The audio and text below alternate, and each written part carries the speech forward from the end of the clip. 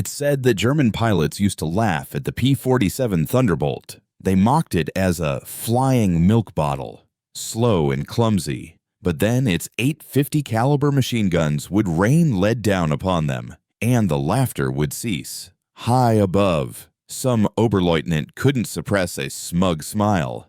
Through the clear canopy of his Focke-Wulf 190A5, he watched the strange shapes lumbering upwards towards his formation.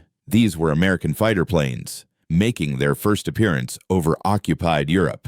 "The Americans are sending us flying milk bottles," he announced to his comrades, unable to contain his amusement as the massive Republic P-47 Thunderbolt struggled to gain altitude. Below, 16 P-47C Thunderbolts from some squadron labored upwards in tight formation, their 2,000 horsepower Pratt & Whitney R2800 double wasp engines straining against their 7-ton weight.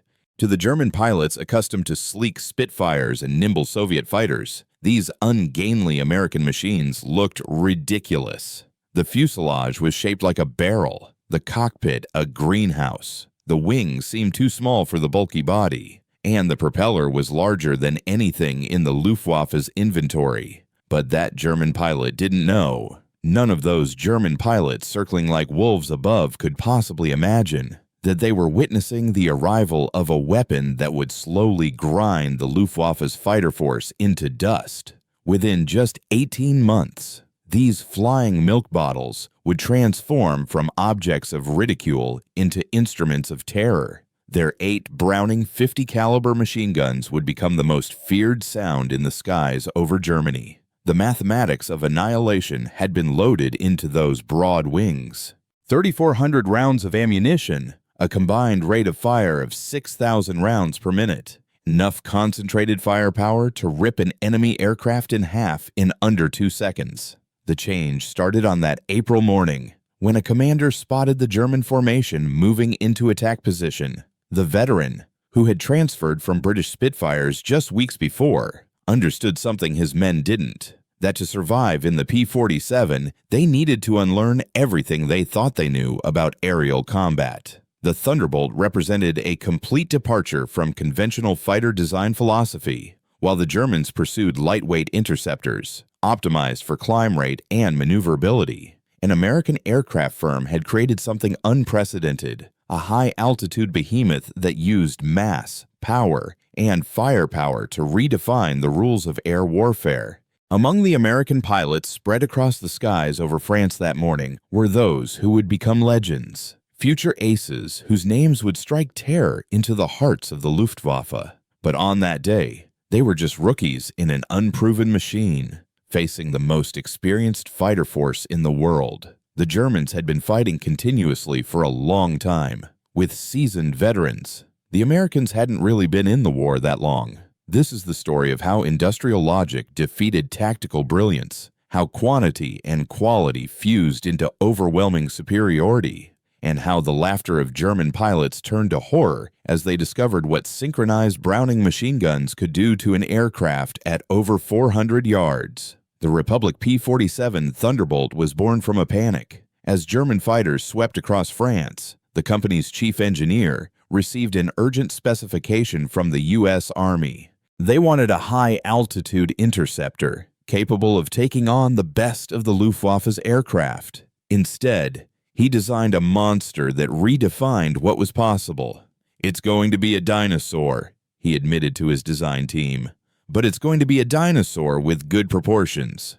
The XP-47B prototype flew for the first time and shocked everyone who saw it.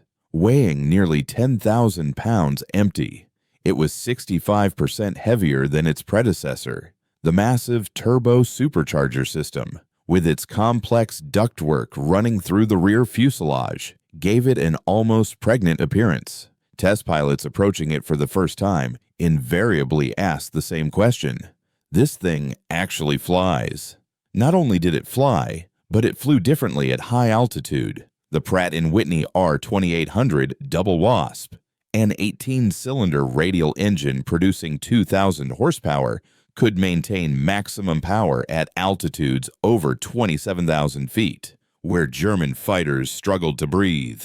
The turbo supercharger, powered by exhaust gases, delivered sea-level performance in the stratosphere, where the air was too thin for conventional superchargers. A few early commanders were scornful of the plane. Their units lost several pilots and aircraft in training accidents. The P-47 killed more Americans in training than Germans it would kill in its first few months of combat. It ground-looped on landing, flipped on takeoff, and dove with such enthusiasm that pilots discovered compressibility, which froze their controls as shock waves formed over the wings. But those who mastered it discovered something extraordinary. One described his first flight. It felt like strapping yourself to a locomotive. The power was unbelievable. You don't fly it. You aim it. The first engagements for a time confirmed every German prejudice. The P-47s couldn't turn with the Focke-Wulf 190s, couldn't climb with the Messerschmitt 109s, couldn't match their agility at medium altitudes. Luftwaffe pilots quickly developed tactics to exploit these weaknesses, attacking from below, where the lumbering Thunderbolts were vulnerable, forcing engagements in turning fights where maneuverability was more important than firepower. A commanding officer from some unit reported back to headquarters after his first encounter, "The new American fighter is ripe for slaughter. It flies like a truck, turns like a freight train, and climbs like a pregnant cow. Our men are calling them Indianas, fat targets pretending to be warriors." Statistics seem to confirm German confidence. In their first month of operations, American fighter squadrons lost numerous Thunderbolts for only a few confirmed German kills. Some air forces, observing from their Spitfire squadrons, quietly suggested that the Americans reconsider their choice of aircraft. British pilots joked that the best evasive maneuver in a P-47 was to unfasten your seatbelt and run around the spacious cockpit. But something strange was happening in those initial encounters that German intelligence failed to grasp. The P-47s that were shot down absorbed incredible amounts of damage before going down. One aircraft returned from a mission with multiple cannon shell holes and over 100 machine gun bullet strikes, damage that should have torn another plane apart. The massive radial engine, lacking a vulnerable cooling system, shrugged off hits that would have crippled a liquid-cooled fighter. More importantly, when the P-47s did manage to fire, the results were devastating. The Thunderbolt's armament created a convergence of destruction unlike anything German pilots had ever experienced. Unlike the rifle-caliber weaponry of early war fighters or cannons with their limited ammunition, the American fighter could sustain continuous fire for over 30 seconds, an eternity in aerial combat.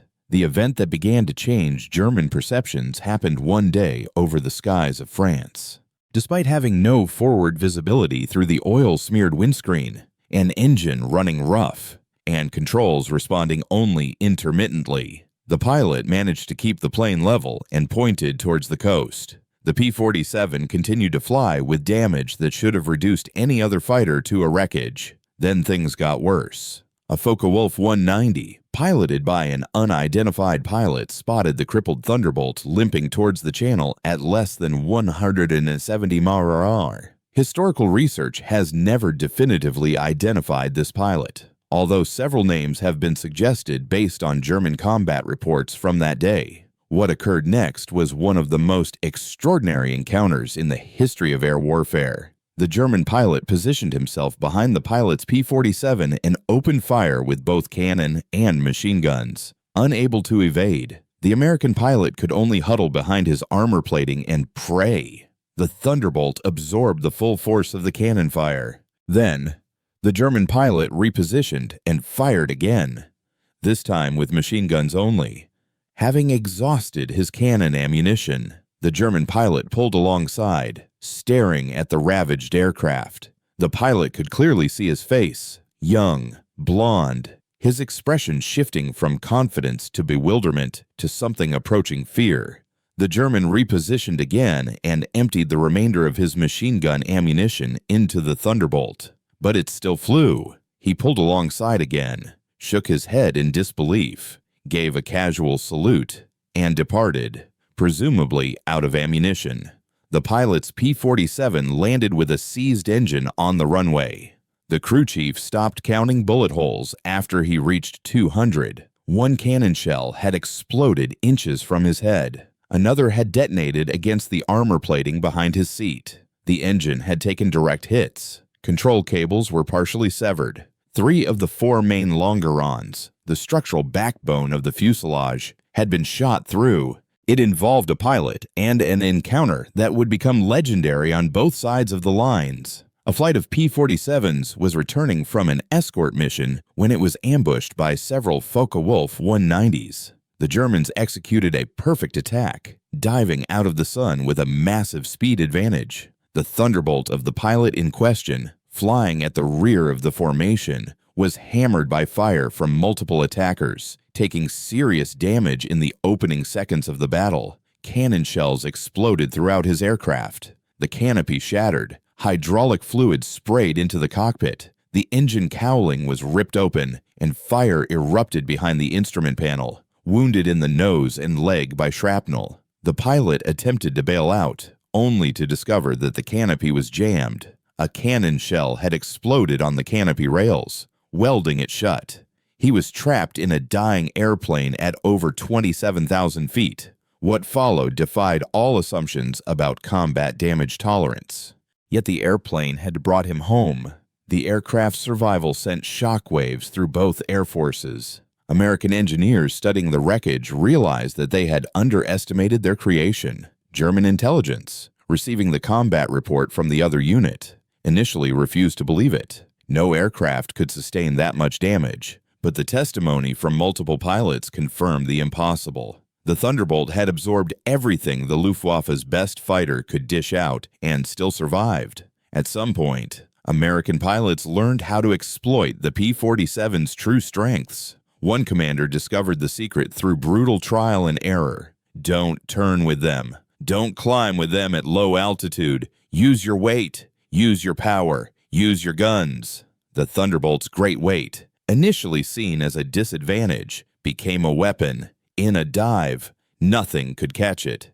From 30,000 feet, a P-47 could reach speeds approaching 600 mph, faster than any German fighter could achieve. Even in a vertical dive, this speed could be converted into altitude in a zoom climb that left pursuing fighters behind. One pilot developed what became known as the dive and zoom tactic, although pilots referred to it as the Thunderbolt turkey shoot.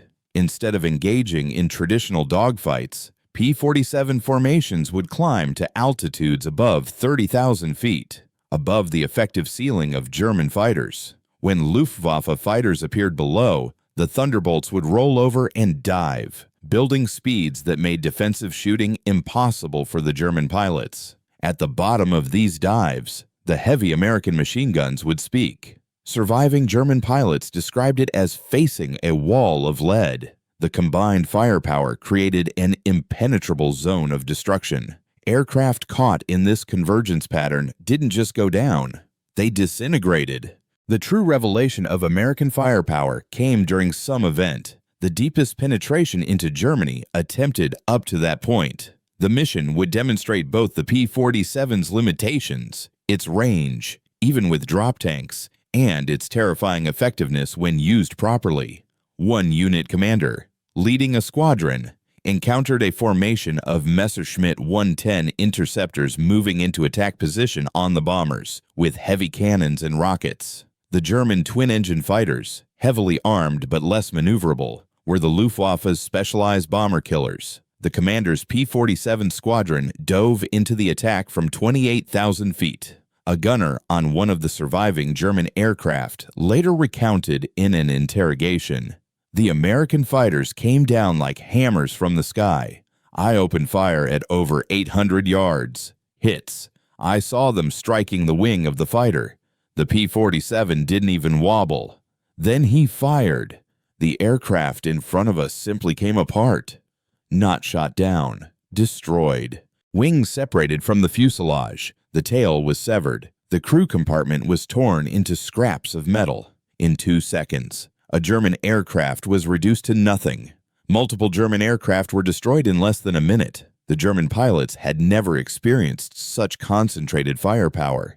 Each P-47 carried hundreds of rounds of ammunition per gun, thousands in total, weighing nearly 900 pounds. At the convergence range, typically set at over 300 yards. The trajectory of all the guns intersected in an area approximately 6 feet in diameter. Anything within that area faced hundreds of bullets per second, each traveling at nearly 3,000 feet per second. The ammunition itself was a revelation of American industrial capacity. While German fighters struggled with limited cannon ammunition, American pilots could sustain fire for over half a minute. The standard combat load mixed armor-piercing incendiary, armor-piercing incendiary tracer, and standard ball ammunition in patterns designed to both kill and set fires. One described the effect. When you hit them with all the guns, they don't just go down, they explode. I saw one German airplane literally cut in half, the tail falling one way, the nose and wings the other. The pilot didn't even know what hit him. At some point, the Luftwaffe discovered another terrifying reality about the P-47. Its performance improved dramatically with altitude. While German fighters suffered, the twin-turbocharged engine maintained its rated power to altitudes of over 30,000 feet. German fighters relying on single- or two-stage mechanical superchargers saw their performance degrade significantly above 25,000 feet. One German pilot, one of Germany's most successful aces with over 200 kills, encountered this reality tragically one day. Leading his unit against a bomber formation at over 28,000 feet, the German pilot found his Focke-Wulf 190 A6 sluggish and unresponsive in the thin air. The powerful engine at medium altitude was gasping for air nearly 6 miles above the ground. As P-47s from some unit dove into his formation from nearly 32,000 feet, the German fighters became sitting ducks. Another pilot, an experienced combat pilot on his way to becoming an ace, was flying at over 30,000 feet when he spotted the German pilot's distinctive Focke-Wulf with its elaborate nose art. The American pilot's combat report was clinical. Opened fire at over 300 yards, deflection approximately 30 degrees. Observed hits along the entire length of the fuselage. Enemy aircraft exploded. No parachute observed. The German pilot's death sent shockwaves through the Luftwaffe. If one of their best, a man who had survived over 500 combat missions on both fronts, couldn't survive against the Thunderbolts, what chance did average pilots have? German command ordered an immediate investigation into the P-47's capabilities. The report sent to the high commander at some point was sobering. The Thunderbolt's service ceiling exceeded tens of thousands of feet, higher than any German fighter could reach. Its dive speed approached the sound barrier. Its armor plating included a steel plate behind the pilot, a bulletproof windscreen, and armored shields around the engine. Most ominously, its rugged construction allowed it to absorb damage that should have destroyed 3 conventional fighters and still return home. At some point, a new variant of the P-47 began to arrive, completing the transformation. The transformation from a laughingstock to a nightmare was complete. The P-47D's broad-bladed propeller, which bit into the air like enormous paddles, provided an immediate and impressive improvement in climb rate. Whereas earlier Thunderbolts climbed at a disappointingly sluggish pace at sea level, the wide-prop variants could now keep pace with, or even outclimb, German fighters at most altitudes. The larger propeller also enhanced acceleration, allowing the P-47 to accumulate energy more rapidly in level flight. One veteran officer, with over 200 combat missions under his belt, encountered the new variants during a bomber interception operation. He wrote in his combat log, "The fat American fighters have learned to climb. We jumped a formation near location, expecting our usual advantage. They turned to meet us and climbed right along with us. When we tried to break off, they followed us all the way to nearly 10 meters. One man got caught and was blown to pieces. Nothing left but smoke and debris. These are not the same machines we laughed at last year." The broad-bladed propeller did more than just improve performance. It also altered the Thunderbolt's sound. The distinctive thunderous roar created by the propeller tips reaching supersonic speeds could be heard from a great distance. German troops on the ground reported being able to identify incoming P-47s by their sound alone. A deep, ominous rumble meant death from above. They began to call it the Thunderbird. In due course, the P-47s were fitted with external fuel tanks, enabling them to escort bombers deep into enemy territory. The standard configuration carried 2 fuel tanks on the wings, or 1 under the belly, extending the operational range to over 900 miles. With the broad-bladed propeller delivering improved performance even when fully loaded with fuel, Thunderbolts could now hold their own in a dogfight even after jettisoning their tanks. The Luftwaffe's response was to focus on the bombers, hoping to inflict enough damage to halt the American daylight offensive. But this required flying through a gauntlet of P-47 escorts, an increasingly suicidal proposition. German pilots developed a grudging respect, bordering on fear, for the big American fighters. One particular pilot, a top German ace with numerous victories, mainly on the Eastern Front, survived an encounter with P-47s one day that left him severely wounded. He recalled in a post-war interview, "We saw them above us, fat silhouettes against the sun. Someone laughed and said, 'Here come the flying pigs.' No one was laughing 30 seconds later. They came down like an avalanche, faster than we could react. The first pass destroyed several of our fighters. Gone. Just flaming wreckage. Their guns didn't fire in bursts like ours. They hosed out continuous streams of bullets. To be caught in that stream meant instant death." The escort missions revealed another advantage of the P-47, its endurance. While German fighters operating at maximum power settings consumed fuel rapidly, the big American radial engine could cruise efficiently at high altitude. Thunderbolts could stay with the bombers for hours, rotating top cover while maintaining enough fuel for combat and return. As more P-51 Mustangs arrived to take over the long-range escort duties, the P-47 units increasingly focused on ground attack, a role that would make them the most feared aircraft in the German arsenal. This transition began in earnest as the Allies prepared for the invasion. The Thunderbolt's heavy machine gun battery proved equally effective against ground targets. Standard armor-piercing incendiary rounds could penetrate the upper armor of most German vehicles, while the sheer volume of fire could obliterate soft targets in seconds. A short burst put an enormous amount of bullets into a target area the size of a truck, but it was the addition of bombs and rockets that transformed the P-47 into a true multi-role monster. A particular variant could carry 2 bombs under the wings and 1 under the fuselage, a bomb load equal to that of a medium bomber early in the war.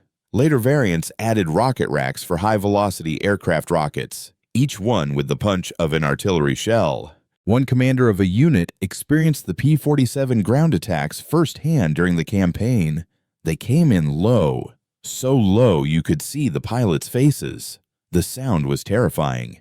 The engines roaring, the rockets screaming, then the hammering of those heavy machine guns. An entire truck convoy of ours simply ceased to exist. So many vehicles turned into burning wrecks in a single pass. The psychological effect on the troops was enormous. They called them Jabos, fighter bombers, but this was something beyond that. They were flying artillery with the accuracy of snipers.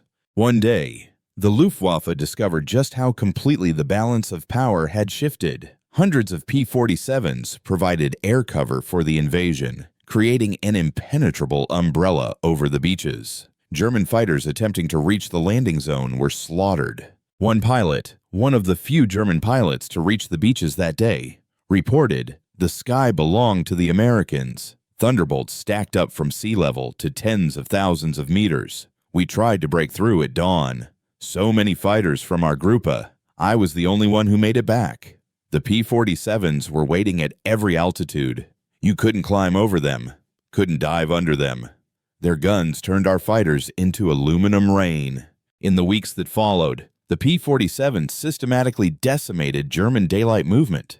The statistics were staggering. In that month alone, Thunderbolts destroyed a vast amount of locomotives, trucks, tanks, and armored vehicles, and horse-drawn wagons. The German military was forced to move only at night, severely crippling its ability to react to Allied advances.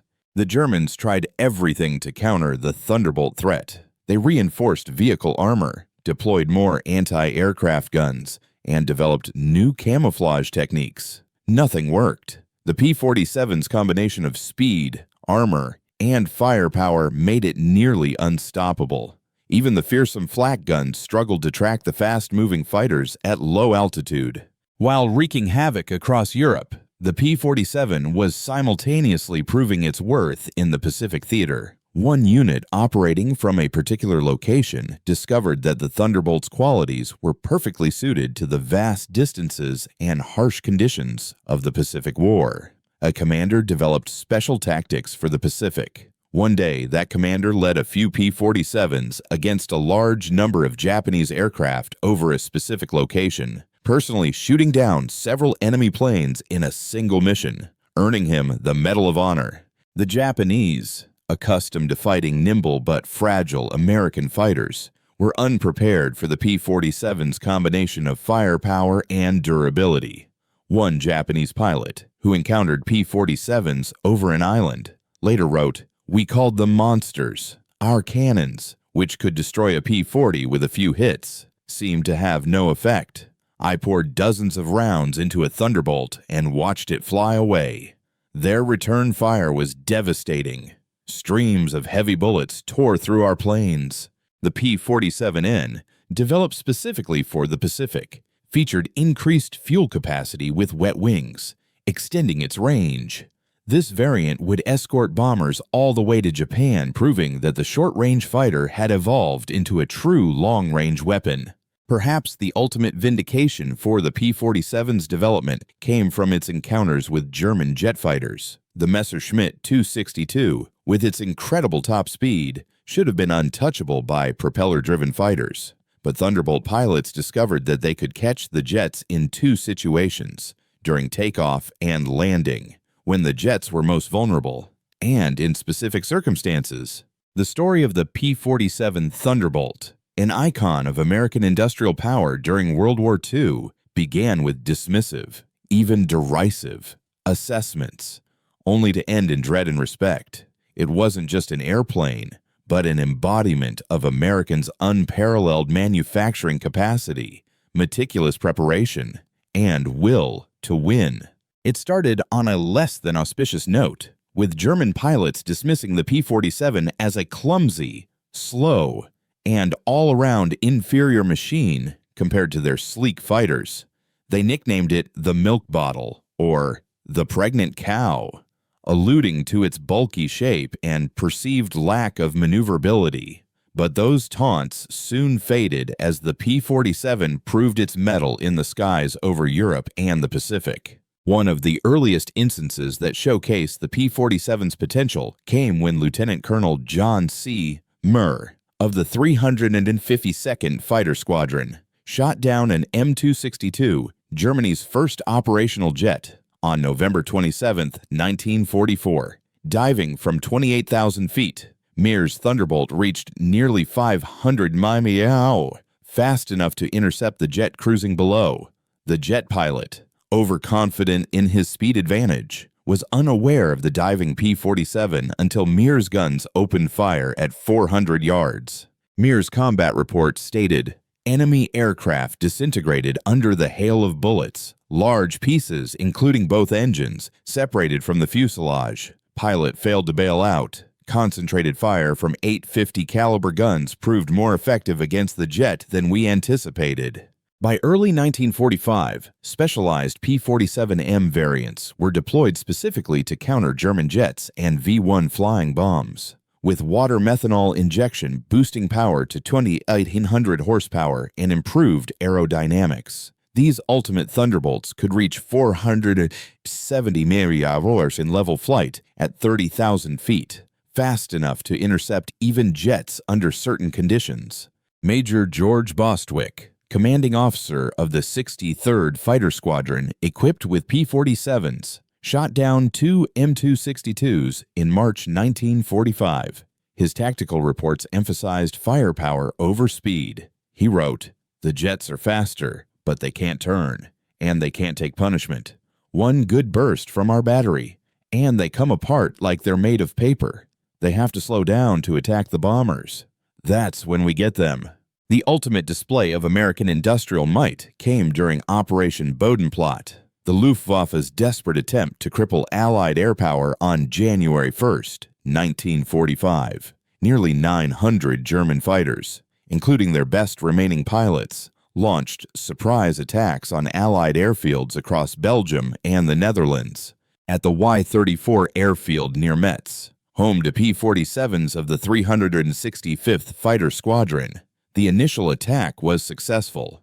German fighters destroyed 22 Thunderbolts on the ground, along with several other aircraft. A captured German pilot brought to headquarters, pointed at the burning planes and sneered, "What do you think of that?" Major George Brooking's response has become legendary throughout the 9th Air Force. He pointed to the taxiway, where ground crews had pushed damaged planes aside and were preparing hard stands for replacements. "By tomorrow, we'll have 40 new ones. How long will it take you to replace your pilots?" The German pilot's smirk vanished. Within 48 hours, brand new P-47 D-40s fresh from the factory filled the taxiway, flown in from depots in England. The Luftwaffe lost 271 planes and 213 pilots in Bodenplatte, including many irreplaceable instructors and squadron leaders. These losses they could never recoup. The Americans lost a total of 134 planes across all the airfields attacked, all of which were replaced within a week. The numbers told the story of inevitable defeat. Republic Aviation produced 15,683 P-47s during the war, more than any other American fighter. At peak production, the Farmingdale plant on Long Island completed one Thunderbolt every hour, running around the clock. The Evansville plant in Indiana, built on empty farmland in 1942, was churning out 500 planes a month by 1944. Each P-47D required 65,000 individual parts, 8 miles of electrical wiring, 2,000 pounds of aluminum, and 300 pounds of rubber. The engine alone contained 2,400 individual parts machined to tolerances of thousandths of an inch. Yet American workers, many of them women who had never seen an airplane before Pearl Harbor, assembled these complex machines with a precision that surpassed peacetime standards. The production of ammunition was equally staggering. Each P-47 sortie required 400 rounds of .50 caliber ammunition, with hundreds of Thunderbolts flying daily missions. Ammunition consumption exceeded 10 million rounds per month by mid-1944. The Lake City Arsenal in Missouri, one of several ammunition plants, produced 30 million rounds each month. Each round was manufactured to tolerances measured in 10,000ths of an inch, ensuring reliable feeding through synchronized gun mechanisms. Fuel consumption was astronomical. Each Thunderbolt burned 100 gallons per hour in normal flight, up to 300 gallons in combat when the water injection system was activated. The 9th Air Force alone consumed over 25 million gallons of aviation fuel each month by late 1944. All of it was transported across the Atlantic in tankers, themselves products of American mass production. Even more impressive than aircraft production was pilot training. By 1944, the United States was graduating 30,000 pilots annually from advanced training, more than Germany trained during the entire war. Each P-47 pilot received a minimum of 400 hours of flight training before entering combat, including 100 hours in advanced fighter aircraft. In contrast, German pilots were entering combat with fewer than 100 total flight hours by the war's end. Quality manifested in combat. American pilots arriving in Europe were thoroughly trained in formation flying, instrument navigation, gunnery, and tactics. They practiced against captured German aircraft, learning the enemy's capabilities and limitations. They knew their own aircraft systems intimately, having studied technical manuals that German pilots never received. Lieutenant Eugene Roberts, who arrived in England in September 1944, exemplified the American training advantage. "I had 420 hours in my logbook, including 75 hours in the P-47. I shot at towed targets, practiced deflection shooting, studied gun camera films from actual battles. On my first mission, I knew exactly what to do.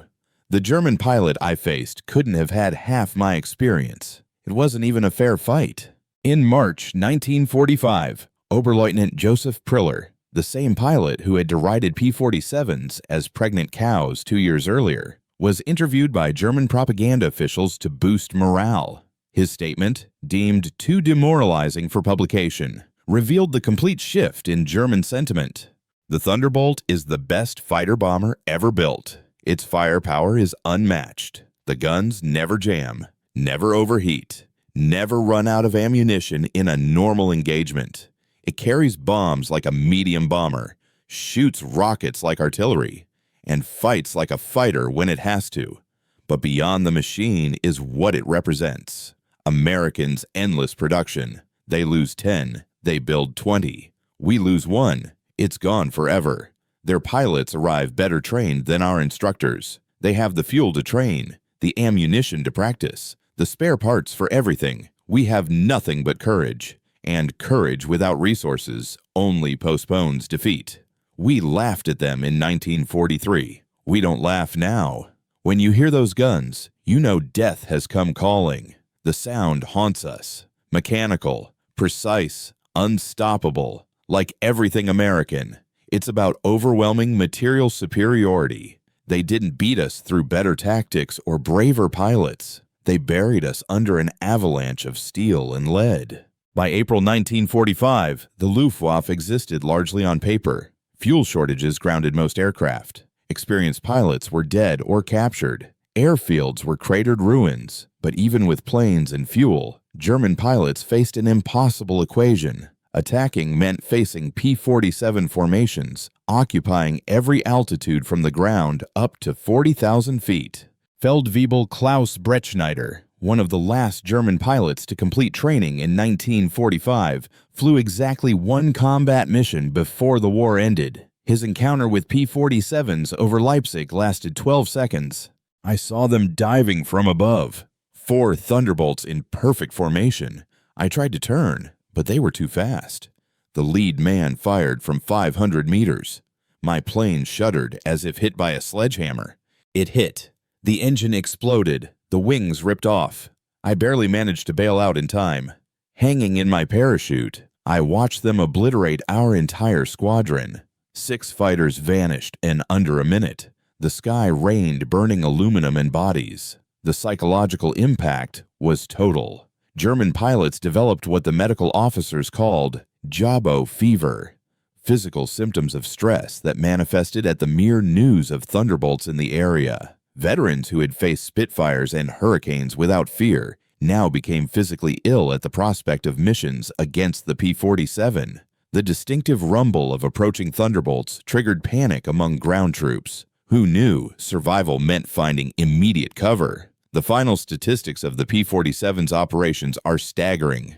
In Europe, 3,752 German aircraft were destroyed in air combat. 315 aircraft were destroyed on the ground. 86,000 railroad cars were destroyed. 9,000 locomotives were destroyed. 6,000 armored fighting vehicles were destroyed. 68,000 trucks were destroyed. 60,000 horse-drawn vehicles were destroyed. In the Pacific, 697 Japanese aircraft were destroyed in air combat. 150 aircraft were destroyed on the ground. 1,300 vehicles were destroyed. 150 locomotives were destroyed, along with countless barges, boats, and installations. The 9th Air Force alone, primarily equipped with P-47s, flew 213,173 combat sorties, dropped 120,000 tons of bombs, fired 135 million rounds of ammunition, and launched 60,000 rockets. Thunderbolt units achieved a 4.61 kill ratio in air combat while maintaining the lowest loss rate of any Allied fighter bomber. Behind those numbers lies the human cost. The Luftwaffe lost an estimated 28,000 pilots killed in action against Western Allied forces. Many fell before the concentrated fire of American heavy machine guns. Each loss represented years of training Germany could never replace. By war's end, the average German fighter pilot had less than 30 hours of combat experience. The average P-47 pilot had over 200. At the Luftwaffe's interrogation center at Oberursel, captured Allied pilots were grilled by German intelligence. Records seized in 1945 revealed the German assessment of Allied aircraft. The file on the P-47, continually updated throughout the war, shows a complete reversal of opinion. April 1943, large, unwieldy fighter, inferior to German types in all performance parameters except dive speed. Machine gun armament inadequate against cannon-armed fighters. Assessment: minimal threat. December 1943, performance at extremely high altitude exceptional. Extremely high structural strength. Firepower increasingly problematic. Pilots show improved tactics. Assessment: significant threat above 25,000 feet. June 1944, dominant fighter bomber, superior to all German types above 20,000 feet. Devastating firepower against all types of targets. Structural strength makes it extremely difficult to shoot down. Assessment: serious threat at all altitudes. March 1945, best fighter bomber of the war. Unmatched combination of firepower, durability, and performance. Pilot quality rated exceptional. Unrecoverable in direct combat. In 1985, at a reunion of German and American fighter pilots in Phoenix, Arizona, former adversaries met in peace. Lieutenant General Adolf Galland, former commander of the Luftwaffe's fighter forces, was asked about the P-47. His videotaped response captured the complete turnaround. "We made a terrible mistake in 1943. We saw this big, heavy fighter and laughed. The Americans didn't understand air combat. They had built a bomber and called it a fighter. We said, we were the ones who didn't understand. The Americans weren't trying to build a European-style fighter. They built an American-style fighter designed around production, firepower, and survivability. They understood that in a war of attrition, the airplane that could take punishment and deliver devastating firepower would win. They were right. The first time I flew a captured P-47 after the war, I understood everything. The power was incredible.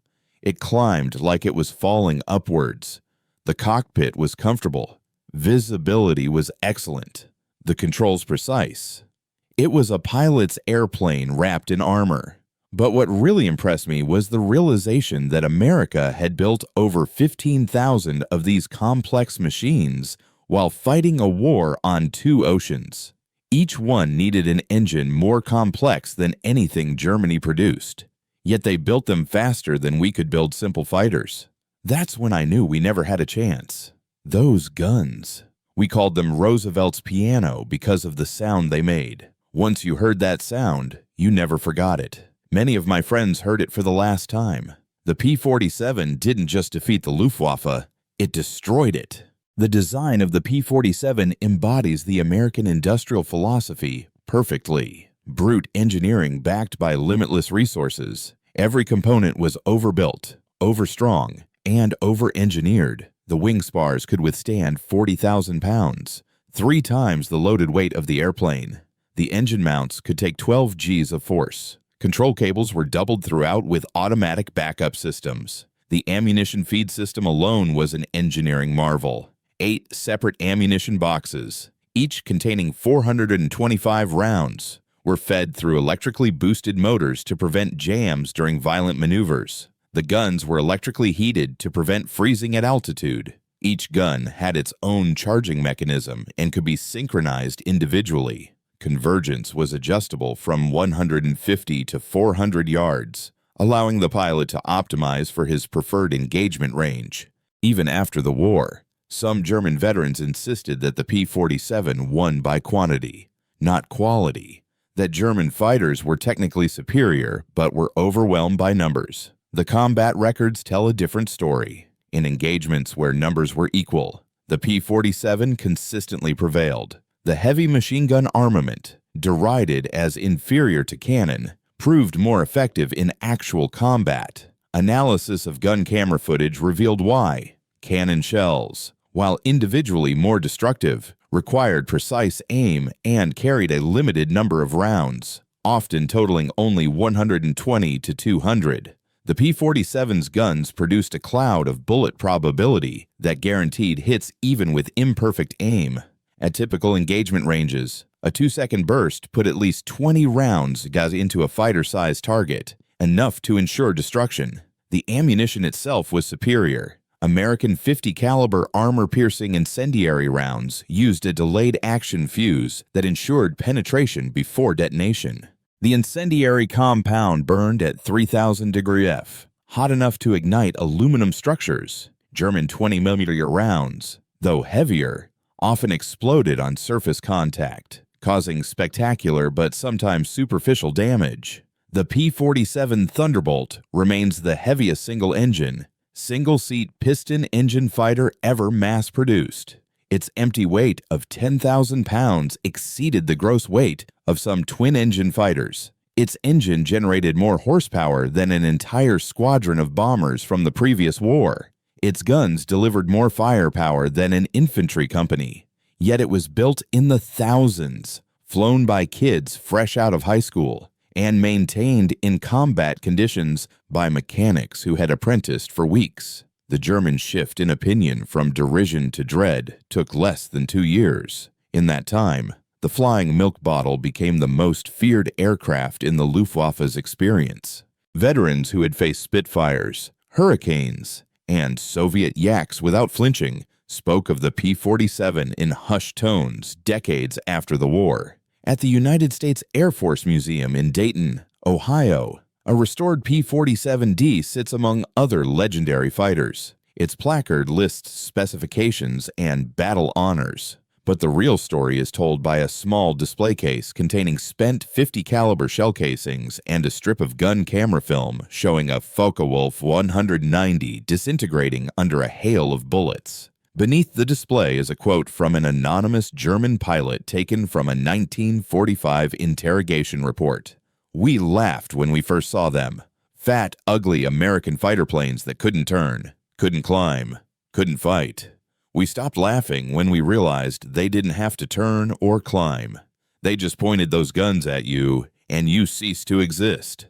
The laughter died with our comrades. The P-47 Thunderbolt entered the war as an object of derision and ended it as an instrument of annihilation. In between, 8 synchronized Browning machine guns rewrote the rules of aerial warfare and buried the Luftwaffe under an avalanche of lead. German pilots scoffed at the clumsy American fighter in April 1943. By May 1945, there were no German pilots left to laugh. The thunder had spoken, and the sky belonged to America.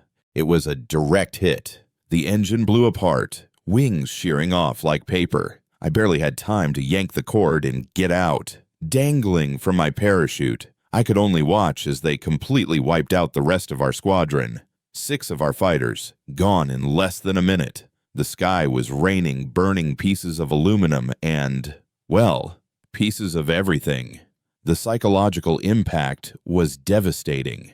The German pilots started developing what the medical guys were calling Jabo fever, real, physical sickness brought on by the sheer terror of knowing the Thunderbolts were in the area.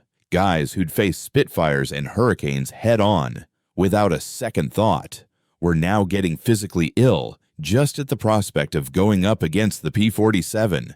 Just the sound of those Thunderbolts, that deep, rumbling growl closing in, sent the ground troops scrambling for cover, knowing their lives depended on finding a hole to crawl into, fast.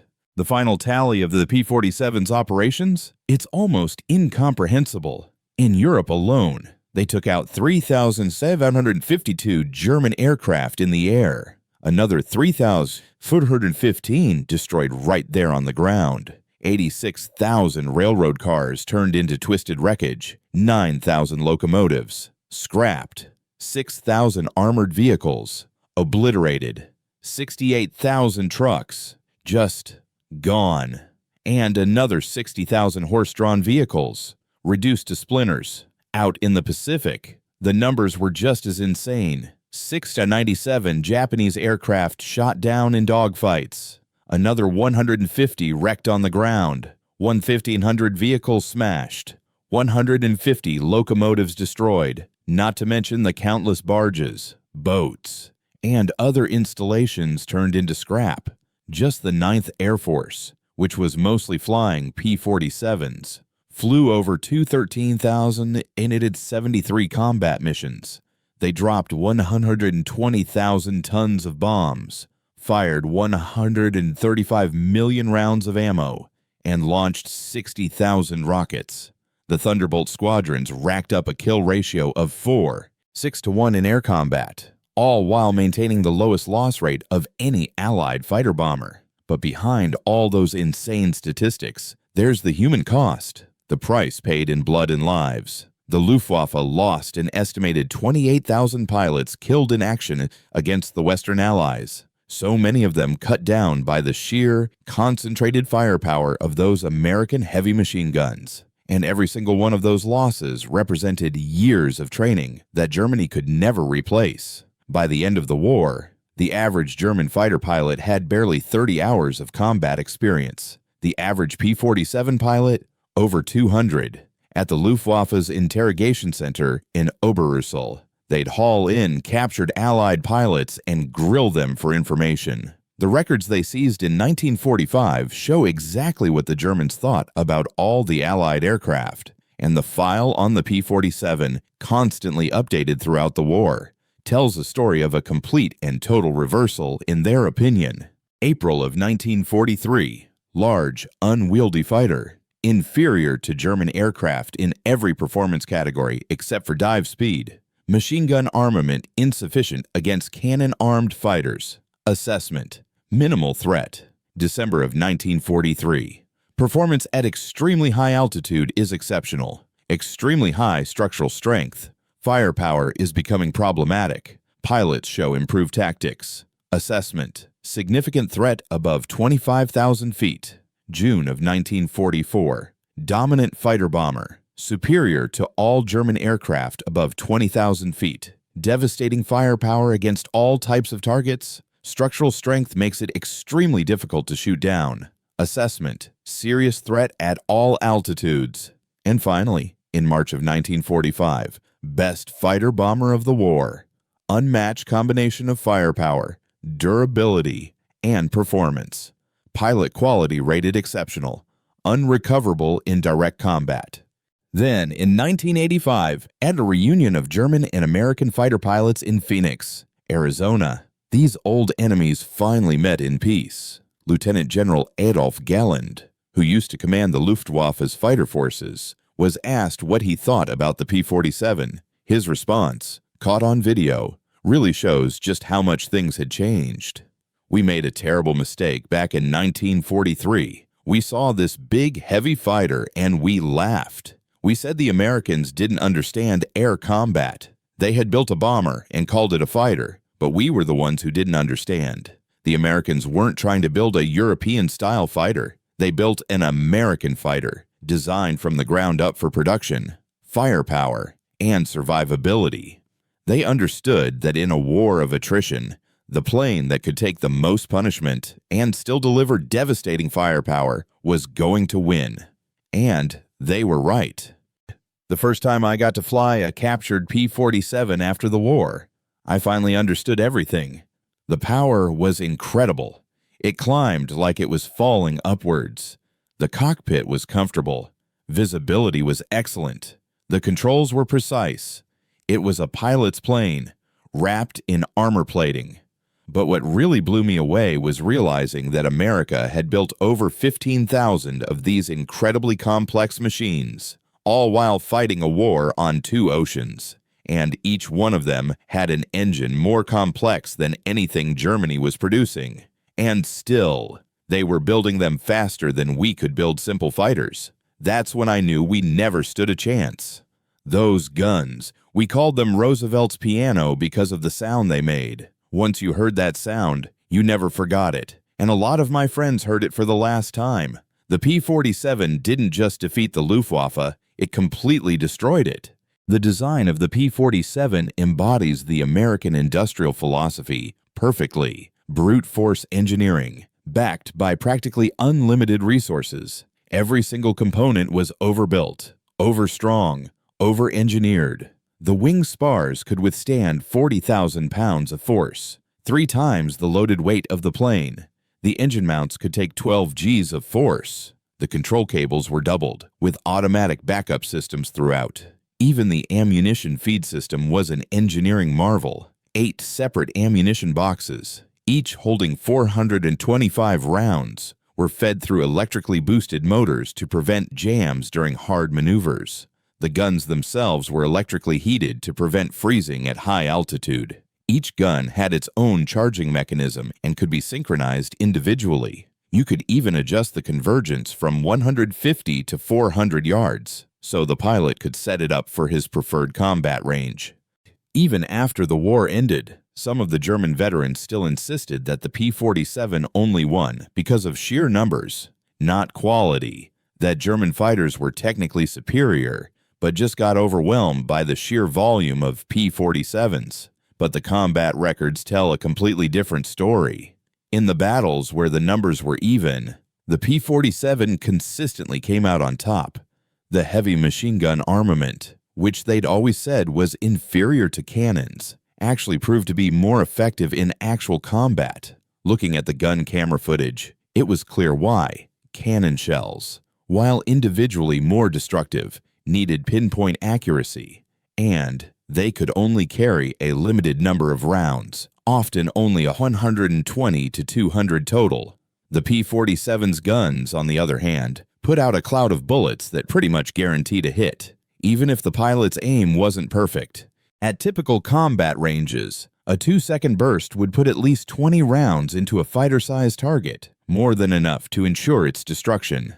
The ammunition itself was superior too. The American 50 caliber armor-piercing incendiary rounds used a delayed action fuse, which made sure they punched through the armor plating before detonating. The incendiary compound burned at 3,000 degrees Fahrenheit, which was hot enough to set the aluminum structure on fire. The German 20mm rounds, even though they were heavier, often exploded on the surface, causing spectacular damage, but sometimes it was just superficial. The P-47 Thunderbolt remains the heaviest single-engine, single-seat, piston-engine fighter ever mass-produced. Empty. It weighed 10,000 pounds, more than the total weight of some twin-engine fighters. Its engine generated more horsepower than a whole squadron of bombers from the war before. Its guns put out more firepower than an entire infantry company. And yet, they built these things by the thousands. And they were flown by kids fresh out of high school and maintained in combat conditions by mechanics who'd only been apprentices for a few weeks. The Germans' opinion of the Thunderbolt went from laughing it off to being completely terrified of it in less than 2 years. In that short time, the flying milk bottle had become the most feared aircraft in the entire Luftwaffe. Veterans who had faced Spitfires, Hurricanes, and even Soviet Yaks without even blinking would talk about the P-47 in hushed whispers, even decades after the war was over. Over at the United States Air Force Museum in Dayton, Ohio, there's a restored P-47D sitting right alongside all the other legendary fighters. The sign next to it lists all the specs and battle honors, but the real story is told by a small display case. Inside are just a few spent 50 caliber shell casings and a strip of gun camera film showing a Focke-Wulf 190 disintegrating in midair under a hail of bullets. And under that display is a quote from some anonymous German pilot, taken from a 1945 interrogation report. "We laughed when we first saw them.